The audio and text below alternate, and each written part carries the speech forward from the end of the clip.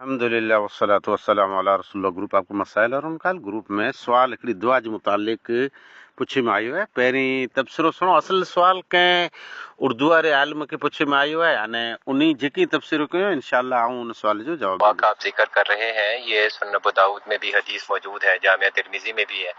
ये हदीस सनद के एतबार से ज़ईफ़ है।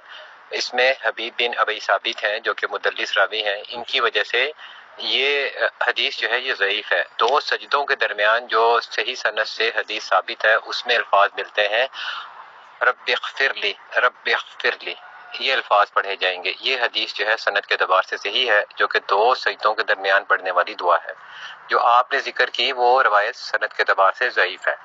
हाँ जी, हिकिड़ो सवाल आयो नमाज जे बारे में। अने तबसरो पाण खे कयो खपे जे नमाज जे अंदरि कई दुआ पढ़ाजे, कीअं पढ़ाजे, कित पढ़ाजे दुआ, ई मड़े तबसरो कयो खपे। हाणे ही सॼी हिकिड़ी रिवायत आ वई दुआ जे बारे में। मौलवी साहिब चवनि था इहा रिवायत ज़ईफ़ आहे।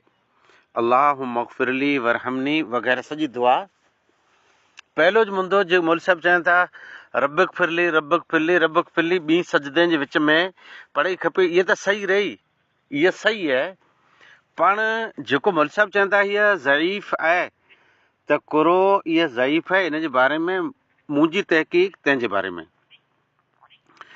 हिकिड़ी दुआ अचे थी। इहा दुआ आहे अल्लाहुम्मा अग़फ़िरली वरहमनी वहदनी वरज़ुक़नी। अमुक लफ़्ज़ इन में वधनि था।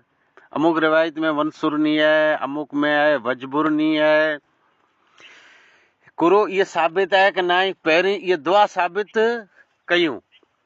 सही मुस्लिम जी रिवायत आहे कान रसूलुल्लाह सल्लल्लाहु अलैहि वसल्लम युअल्लिमु मन असलम। जेको शख़्स इस्लाम में दाख़िल थींदा हुआ, इस्लाम क़बूल कंदा हुआ, उन्ही के नबी सल्लल्लाहु अलैहि वसल्लम सिखाईंदा हुआ अल्लाहुम्मा अग़फ़िरली, तूं चओ ए अल्लाह मूंखे माफ़ कर, वरहमनी, अल्लाह मूं ते रहम कर, वहदनी, ए अल्लाह मूंखे हिदायत ॾे, वरज़ुक़नी, ए अल्लाह मूंखे रिज़्क़ नसीब कर। मालूम थियो त इहा दुआ रही, नबी सल्लल्लाहु अलैहि वसल्लम सिखाईंदा हुआ। पर हाणे ई मुंदो रहियो जे इहे कॾहिं पढ़ाजे तंहिंजे बारे में।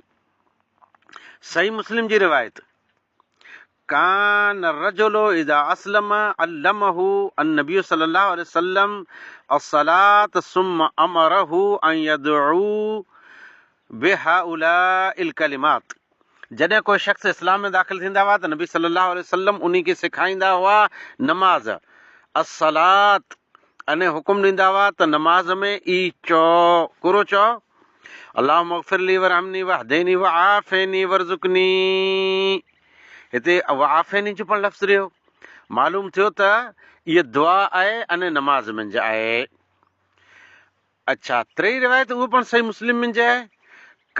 अच्छा, उहा रिवायत सॼी ईअं आहे कान रसूलुल्लाह सल्लल्लाहु अलैहि वसल्लम युअल्लिमु मन असलम। जेको सिखाईंदा नबी सल्लल्लाहु अलैहि वसल्लम उन शख़्स खे सिखाईंदा हुआ जेको इस्लाम में अचींदो हो। अने अगली रिवायत कान रजुल इज़ा असलम, जॾहिं इस्लाम क़बूल कंदा हुआ तॾहिं नबी सल्लल्लाहु अलैहि वसल्लम सिखाईंदा हुआ। मालूम थियो इहा दुआ रही। हाणे ई मुंदो इहा दुआ रही कित कीअं आहे तंहिंजे बारे में। इहा दुआ इब्न अब्बास जी रिवायत है अन नबी सल्लल्लाहु अलैहि वसल्लम कान यकूलु बैन सजदतैन। इब्न अब्बास रज़ी अल्लाह ताला अन्हो रिवायत कई था त नबी सल्लल्लाहु अलैहि वसल्लम ॿ सजदे जे विच में फरमाईंदा हुआ अल्लाहुम्मा अग़फ़िरली वरहमनी वआफ़िनी वहदनी वरज़ुक़नी। इहा दुआ पढ़ंदा हुआ। हाणे सुवाल इहो आयो त इहा रिवायत कुरो ज़ईफ़ आहे तंहिंजे बारे में। इन रिवायत में बेशक हिकिड़ा रावी आया आहिनि। इस सुवाल में जेको मौलवी साहिब चवनि था उन जो नालो सही नथो अचे। हबीब बिन अबी साबित नालो आहे। उहो उबे उबे कीअं पिया, इन जो मतिलबु उहे इल्म वारा न आहिनि, उन जी अरबी नथी अचे। अने उन जी तहक़ीक़ हलंदी आहे की न, कारण के जेको नालो सही अरबीअ जो नथा पढ़ी सघे, अरबी इबारत सही नथा पढ़ी सघे, उन वारी तहक़ीक़ की न हलंदी। सही नालो आहे हबीब बिन अबी साबित। अच्छा, इन जी कुनियत अबू यहया, इन्हीं जो नसब है कूफी, काहली, असदी वग़ैरह वग़ैरह इन्हीं के चवनि था। अने इन्हीं जी विलादत यानी इन हिसाब सां आहे त वफ़ात 122 हिजरीअ खां पहिरीं रही। 122 हिजरी खां पहिरीं त हिन जो मतिलब ई ताबई ऐं हिजरीअ खां मतिलबु 100 हिजरी 122 खां पहिरीं। अच्छा, ई सफ़र करे ताइफ़ पण आया हुआ, ताइफ़ पण रहिया आहीं।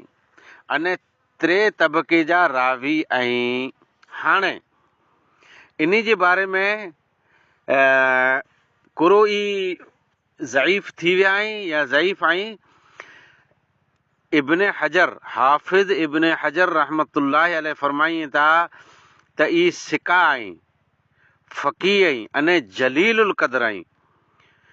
अच्छा, पण अमुक रिवायतूं मुरसल इन्हीं जूं आहिनि अने अमुक जॻह ते इन्हीं जी तदलीस आहे, इन में कीअं शक न आहे। पण सिका आहीं अने फ़क़ीह हुआ, जलीलुल क़द्र आहीं। इमाम ज़हबी रहमतुल्लाह अलैह फरमाइनि था त ई सिका हुआ, मुजतहिद हुआ, फ़क़ीह हुआ। ॻाल्हि पूरी थी वई। मतलब ये रिवायत ज़ईफ़ न आहे। शेख नासिरुद्दीन अलबानी रहमतुल्लाह अलैह इन रिवायत के हसन दर्जे ते पुॼायो हुयो त ॿी सजदे जे विच में अल्लाह मग़फ़िरली वरहमनी वहदेनी वाफ़ेनी, अमुक रिवायत में वरज़ुकनी वजबुरनी वनसुरनी, ई जेकी लफ़्ज़ रहिया ई पढ़णु जाइज़ आहिनि। इन जो दर्जो कुरो आहे, पढ़ण ते वाजिब न आहे, मड़े मुस्तहब आहे अने सुन्नत थी, अलॻि अलॻि रिवायतें थी, लफ़्ज़ साबित आहिनि। अने जेको वाइस में चइबो आहे रिवायत ज़ईफ़ है, साहबी मतलब वो रावी ज़ईफ़ आहीं, रावी साहबी त मड़े आदिल आहीं, पण हबीब बिन अबी साबित ज़ईफ़ न आहे, वो सिका आहीं। अमुक रिवायतूं इन जूं, अमुक मड़े न हीअ की न थींदी, अमुक रिवायतूं जेको मुरसल आहीं यानी साहबीअ खे छॾे डायरेक्ट रिवायत कयूं था, उहो मुरसल रिवायतूं आहिनि। हीअ मुरसल रिवायत न आहे अने हीअ हिन में कोई तदलीस न आहे। वाख़िर दवाना अल्हम्दुलिल्लाहि रब्बिल आलमीन। अच्छा लगा हो तो वीडियो को लाइक करिएगा और चैनल को सब्सक्राइब करिएगा। तो इंशाल्लाह फिर मुलाकात होगी। दुआ में याद रखिएगा। अस्सलामु अलैकुम व रहमतुल्लाहि व बरकातहू।